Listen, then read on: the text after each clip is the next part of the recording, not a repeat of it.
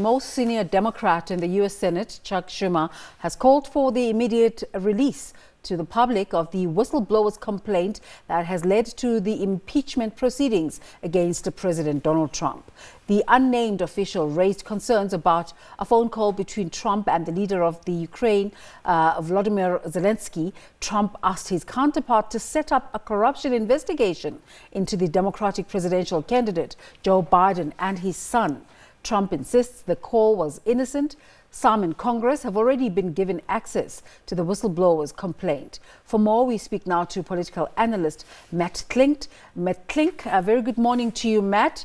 How will this impact on Trump's election campaign? So there are two schools of thought. One is that impeachment will not be confirmed by the United States Senate because there's no way that they can muster the 65% vote threshold that they need.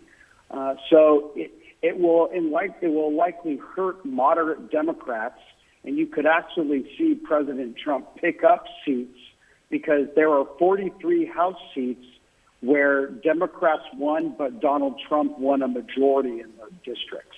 So it's going to cause moderate Democrats some big problems.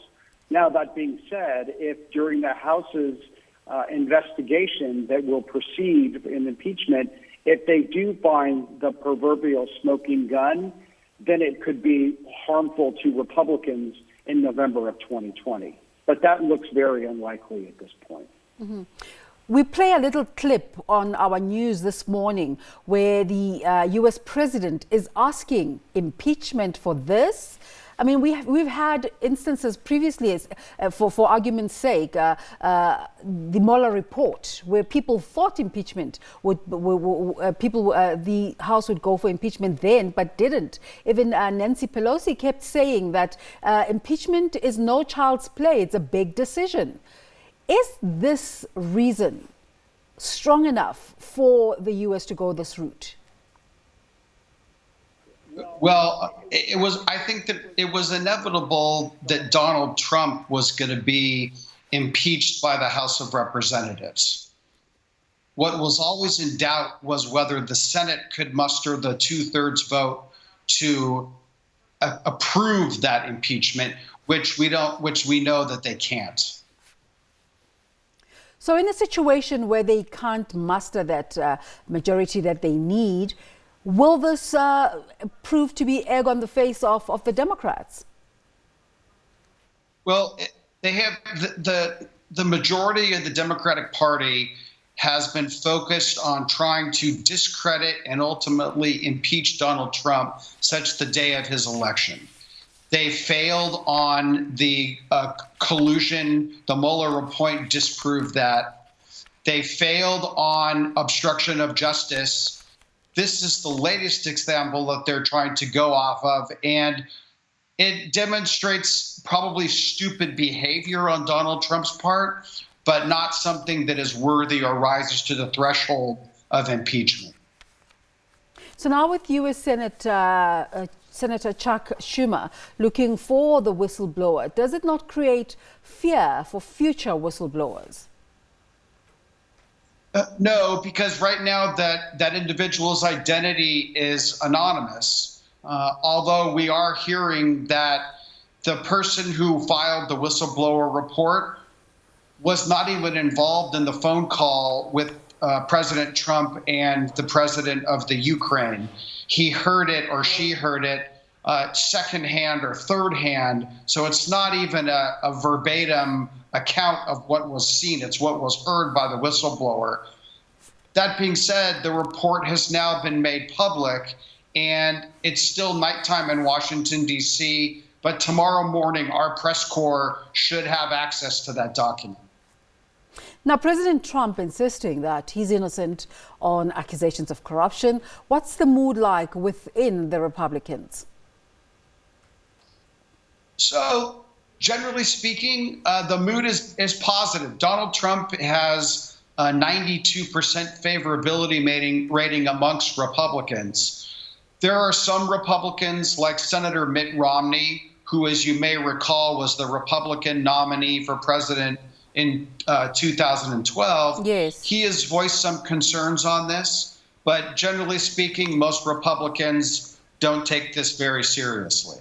Have we heard any response from Joe Biden? Well, Joe Biden is concerned because he is inextricably linked to this because his actions in 2016, where he forced the Ukraine to fire a prosecutor or he would have held up billions of dollars in aid from the United States, it doesn't make him look very good. And his son, Hunter Biden, is also wrapped around this controversy.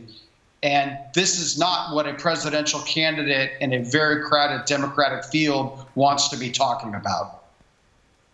So outside of this conversation, just to inform the South African audiences about the processes of the presidential race in America, what's it looking like at the moment? So right now you have about 20 candidates who are running for president on the Democratic side. But there are three real frontrunners. There's Joe Biden, Elizabeth Warren, and Bernie Sanders. We're still 5 months away from the first primary, which is the caucus in Iowa, which starts the presidential process. So those three are the clear frontrunners. So right now it's just a lot of campaigning and attacking each other. And then whomever wins the nomination in August will get the right to run against Donald Trump for November 2020. You were talking about 20 front runners or 20 candidates on the Democratic side. Is Donald Trump the only one on the Republican side? No, there are two Republican candidates that are challenging Donald Trump, but they don't even register in the polls. And they're not a serious threat to President Trump. He will get the Republican nomination, and whomever the Democrats nominate will square off against him roughly a year from now. So what's your sense? Are you thinking that Donald Trump will be coming back for a second term? In my opinion, yes. But it's not just my opinion. If you look at history since the 1900s, incumbent president seeking re-election and the economy not in recession, 12 wins, 0 losses. So it's all, and that's the big concern for Democrats, is that most voters in America are more concerned about pocketbook issues. Is the economy strong? Do I have a good job? Is my health care affordable? The majority of Americans do not care about impeachment. Well, I suppose those are really the main issues all over the world. It's a case here in South Africa with an economy that requires a lot of work in terms of growing the economy. Thank you so much for talking to us this morning. It's my pleasure. Please call anytime. Fantastic.